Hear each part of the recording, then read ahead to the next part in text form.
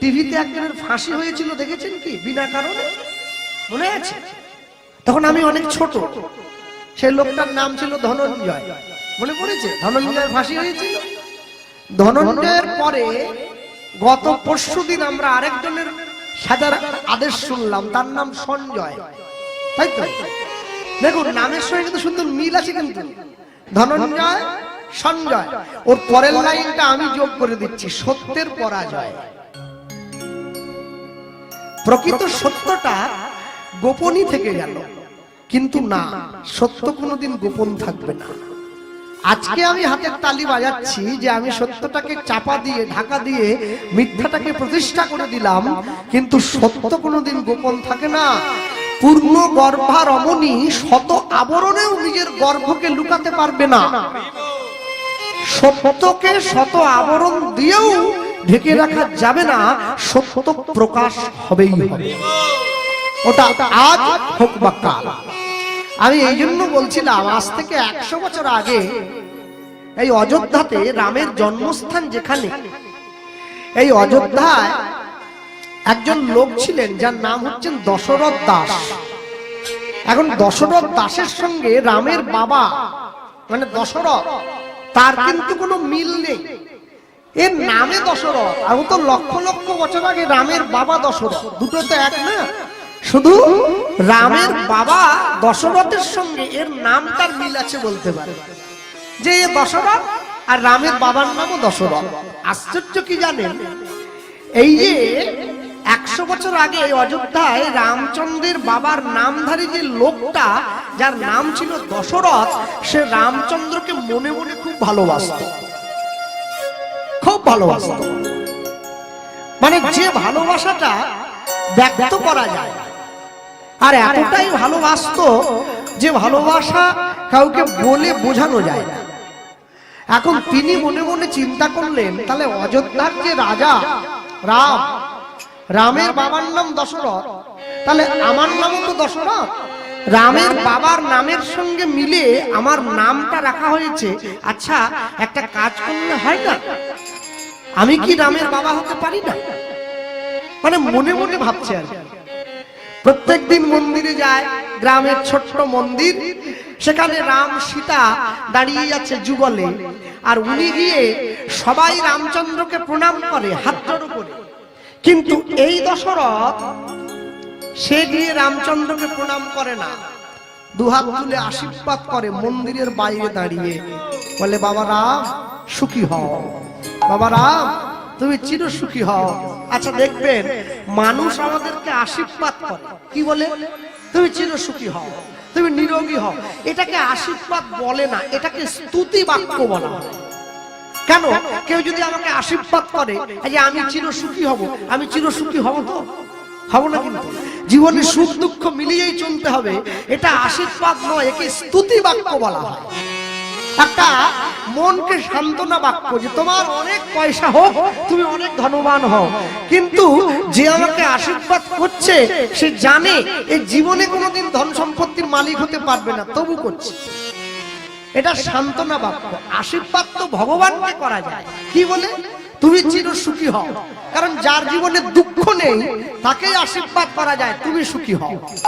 তো লোকটা প্রত্যেকদিন গিয়ে রামচন্দ্রকে আশীর্বাদ করতেন, বাবা রাম তুমি চির সুখী হও। একদিন, দুদিন, 3 দিন গ্রামের লোকেরা ভাবছে এই লোকটা কি দশরথ কি পাগল হয়ে গেল? রামচন্দ্রকে আশীর্বাদ করছে, যেখানে সবাই রামের কাছে আশীর্বাদ নেয়, আর এই বেটা সেখানে রামকে আশীর্বাদ করছে, নেহাতি পাগল ছাড়া কেউ না। 1 মাস হয়ে যাওয়ার পরে আজকে যখন দশরথ দাস মন্দিরে গিয়েছে, মন্দিরে গিয়ে যেই রামকে আশীর্বাদ করতে গেছে, দেখছে কি পাশে মা সীতা দাঁড়িয়ে আছে। এতদিন পরে মনে হয়েছে, আচ্ছা আমি যদি রামের বাবা হই, সীতা তাহলে কে? আমার বৌমা, তাই নাকি? তাহলে রোজ রোজ আমি শ্বশুর হয়ে বৌমার সামনে যখন তখন চলে আসাটা, এটা খুব একটা ভালো দেখায় না। মানে সমাজে এটা কিরম যেন, মানে এটা আমাকে যেন ছোট মনে হচ্ছে। পুরোহিতকে গিয়ে বলছেন, ঠাকুর মশাই, দশরথ গিয়ে বলছেন, এই আমি যখন মন্দিরে আসবো না, আপনি পর্দাটা এমন ভাবে মা সীতার দিকে টেনে দেবেন যেন মা সীতার মুখটা আমি দেখতে না পাই, শুধু রামের মুখটা দেখবো। আমি বাবা হয়ে ছেলের সঙ্গে দেখা করতে আসবো, বৌমা দাঁড়িয়ে থাকে, আমার লজ্জা করে। পুরোহিত কিন্তু বুঝেছে যে এই লোকটা সত্যি সত্যি ওই পাথরের ঠাকুরটাকে ভালোবাসে। এইবার কথা মতো পুরোহিত প্রত্যেকদিন পর্দাটা আড়াল করে দেয়, ফলে সীতা আর দেখতে পায় না। উনি রামের সঙ্গে চোখে কথা বলে, আশীর্বাদ করে, বাবা সুখী হও, সংসারে তোমার শ্রীবৃদ্ধি হোক বলে বাড়ি ফিরে যায়। এখন এইভাবে চলতে থাকার পরে 10 বছর পরে পূজারি পরিবর্তন হয়ে গেছে, নতুন পূজারি এসেছে। নতুন পূজারি তো আর জানে না যে ও রামকে আশীর্বাদ করতে আসছে। তো উনি গিয়ে দাঁড়িয়ে পড়েছে, দাঁড়িয়ে পড়ে যেই রামের দিকে তাকিয়ে আশীর্বাদ করতে গেল, দেখছে সীতা পাশে দাঁড়িয়ে আছে।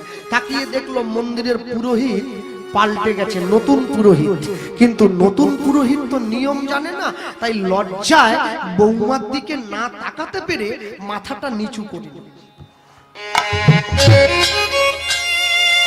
আর যেই মাথা নিচু করে চোখ বন্ধ করে দাঁড়িয়ে আছে, ভালোবাসার গভীরতা এত, ভালোবাসার তীব্রতা এতখানি, স্বয়ং সিংহাসন থেকে মা সীতা নেমে এসে নিজে পর্দাটা আড়াল করে দিয়েছে,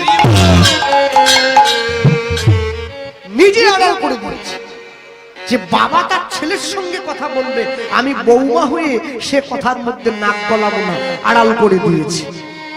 এই যে আড়াল করেছে, দশরথের মনে খুব কষ্ট হয়েছে। আহা, যে সীতা জনকের কন্যা, রাজকুমারী, আমার মতো সামান্য চাষা, আমার মতো ভিখিরি, আমার মতো গরিব, মাঠে খেটে খাওয়া মানুষের জন্য সে কিনা সিংহাসন থেকে নেমে এলো। এই যে বোধ, বিবেক দংশন হচ্ছে, বিবেকে ধাক্কা লেগেছে, এটা আমি উচিত করি নাই, আমি অন্যায় করেছি। এই যে অন্যায় করেছি, উচিত করি নাই, না, খুব কষ্ট পেয়েছে, নিজে ঘরের কোনায় বসে বসে কাঁদে। আর আমি যাব না, আর আমি মন্দিরে যাব না, আমি যেতেই যাই না, আমি যাবই না, কোনোভাবেই যাব না। একদিন, দুদিন, 3 দিন ও মন্দিরে যায় না।